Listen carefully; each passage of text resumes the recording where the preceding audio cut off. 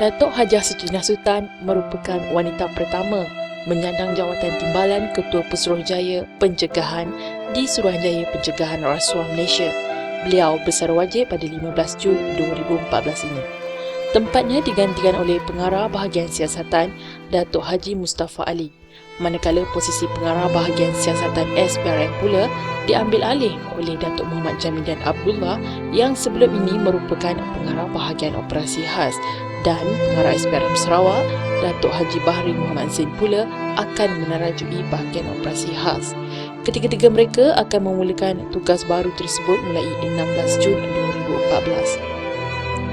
Sebagai tanda menghargai sumbangan dan perkhidmatan ikon wanita SPRM ini, Majlis Parlimen Berundur telah diadakan di Akademi Pencegahan Rasuah Malaysia, Kuala Lumpur, di mana Majlis Serah Tugas Datuk Sutinah kepada Datuk Mustafa juga turut diadakan. Datuk Sutinah memulakan kerjayanya bersama SPRM pada 2 Jun 1980, yang ketika itu dikenali sebagai Biro Siasatan Negara. Sepanjang lebih 30 tahun perkhidmatannya, beliau telah mengetuai pelbagai bahagian dan negeri, antaranya Pengarah Bahagian Komunikasi dan Pendidikan. Beliau juga pernah bertindak sebagai Pengarah SPRM Pulau Pinang dan Pahang.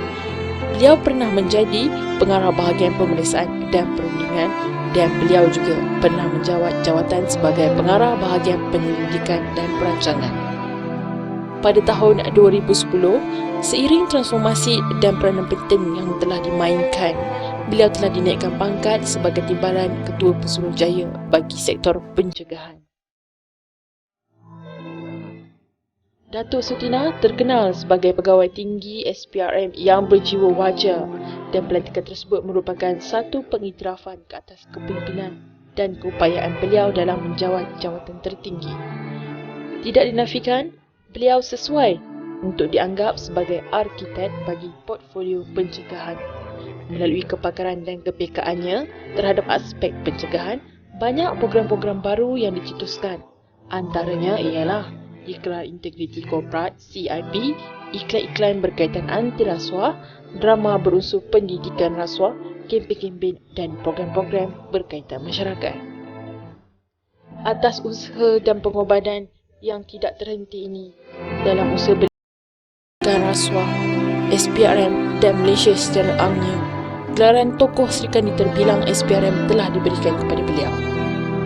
Majlis Parlimen Berundur dihadiri lebih 150 pegawai kanan SPRM termasuk Ketua Pesuruhjaya Tan Sri Abu Kasim Mohamed. Tan Sri Abu Kasim menyifatkan Datuk Sutinah sebagai seorang yang berdedikasi, passionate terhadap tugas dan tanggungjawabnya, dan khidmat bakti beliau selama lebih 30 tahun dalam menjayakan usaha murni mencegah rasuah adalah satu usaha yang tidak ternilai dan tiada tolak bandingnya. Saya bagi pihak SPRM secara tulus ingin mengucapkan jutaan terima kasih kepada Yang Maha Datuk Sutinah kerana sumbangan dan peranan beliau dalam membina BBR dan SPRM ke tahap hari ini. Sesungguhnya, sumbangan, khidmat dan jasa beliau sepanjang lebih 3 dekad ini telah meninggalkan satu legasi yang amat berharga di Suruhanjaya Pencegahan Rasuah Malaysia, dan beliau akan terus bersama membantu usaha pencegahan rasuah di Malaysia.